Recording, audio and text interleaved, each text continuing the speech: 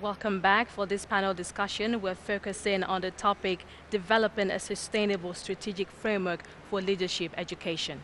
She said something about mindset.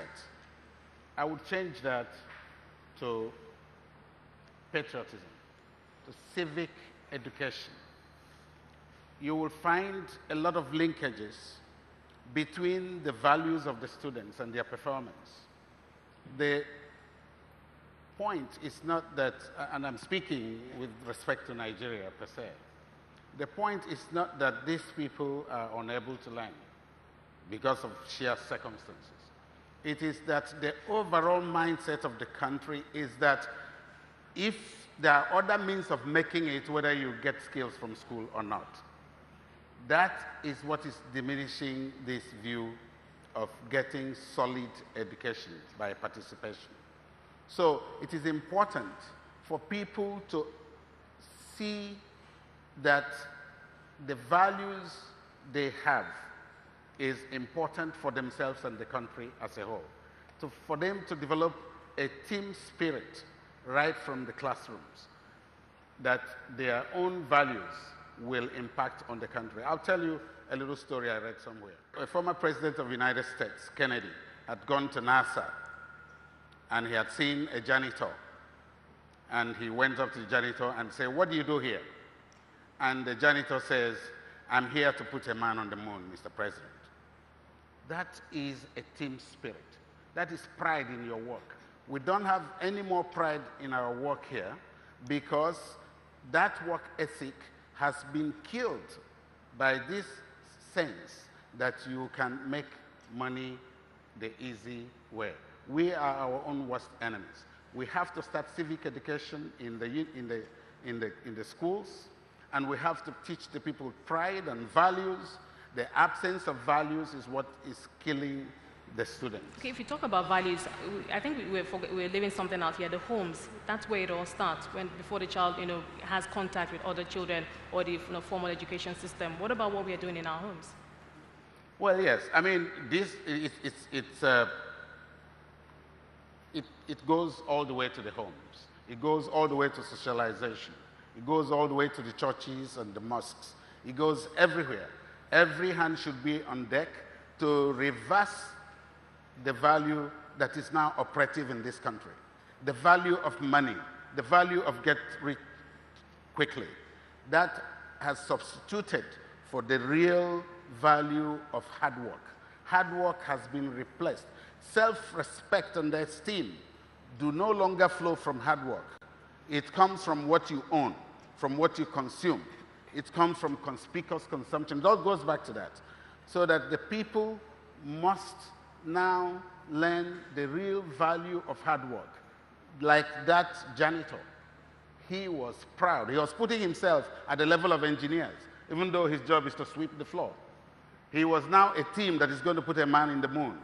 He's not seeing himself as somebody who is just cleaning the floor. This is the kind of spirit that is lacking in this country. I don't know very much about many other countries in Africa, but I know that this country has taken too much pride in things that do not count. Okay. Fred, let's come.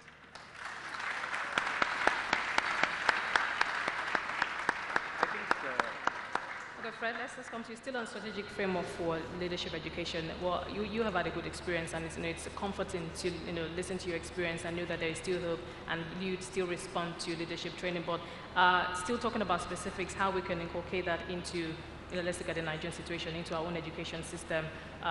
Ways you think that we can do it that will work for us, getting our policy leaders, policy makers to listen, and perhaps public-private partnership. Do we need more?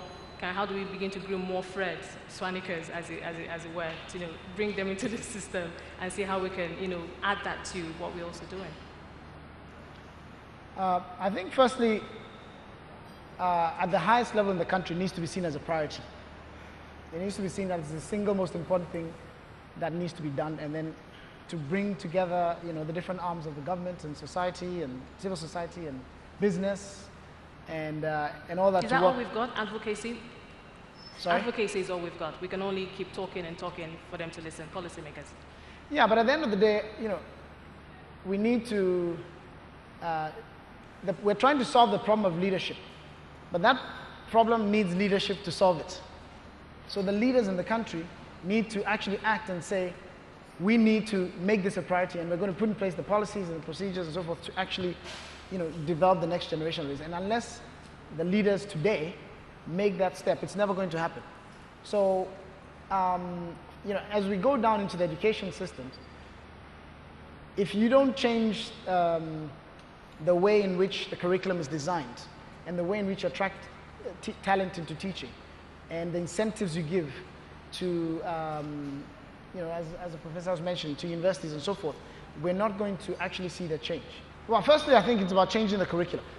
And so thinking about moving away from content, as Mr. Adefisa was saying, to skills. I mean, what are the skills that leaders need? You need to solve problems. You need to know how to collaborate in teams. You need to know how to communicate.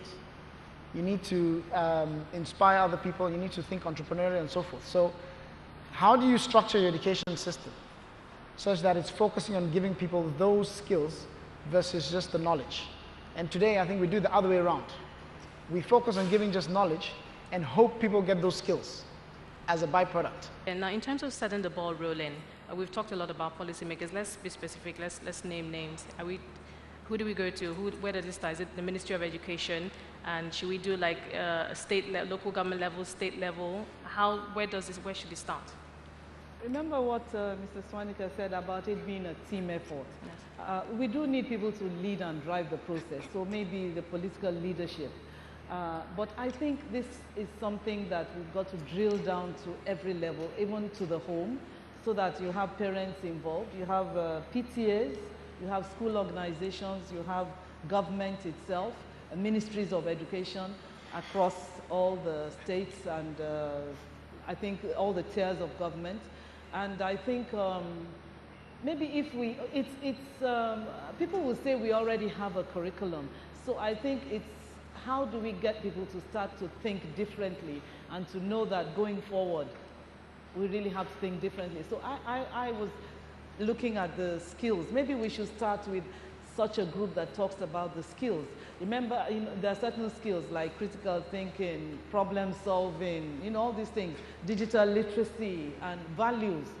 The values, I share Prof's feelings as a Nigerian, but I'm trying very hard not to give up and not to allow the pain to just let me not think differently, but the values, character building, and so on. So I think if we're able to at least articulate what we want by this kind of organization and try and expand it so that as many people as possible join in the conversations. What worries me is that you don't see these conversations in the newspapers. We don't hear these conversations, enough of them, on radio, on TV programs. I think we've just got to get this thing out in the public. People start talking about it. People know, it's just that they can't articulate because maybe they don't know the technicalities. They won't say buzzwords like curriculum, pedagogy, and so on. But they know that, and they know that their children deserve a lot more than they're getting. So I think if we try and find a way to get the conversation out in the open, I think, and drive the process, and even get government to start thinking different, because sometimes, a lot of the times, if you're able to show them actual practice, I think it works. If you're able to show them where this has worked. Unfortunately, in Nigeria, we tend to say, no, this is Nigeria, the economic laws don't apply to Nigeria, and so on, but it's not true. So we've got to find even centers of excellence within Nigeria where these things have been shown to work, and they do exist. Okay, we have about 2-3 minutes left. Let me have a final word from the rest of the panelists. Professor. Okay. Well, my final word will be on this issue of leadership. As we know, 3 things have been said about leadership, not just on this stage, but over time. One is that we need strong institutions. The other one is that we need strong leaders. And the other one, well, we need leaders, good quality leadership. And it's for this reason that some people say that we should have leadership taught in schools. I would say that the problem we have is not just weak institutions and lack of leaders, The problem we have is also followership. So the third one is followership among those three. And I think that only good followership can bring good leadership. So that it is important that in the schools, we also teach them how to be good followers. Because leadership is not an easy thing, you know.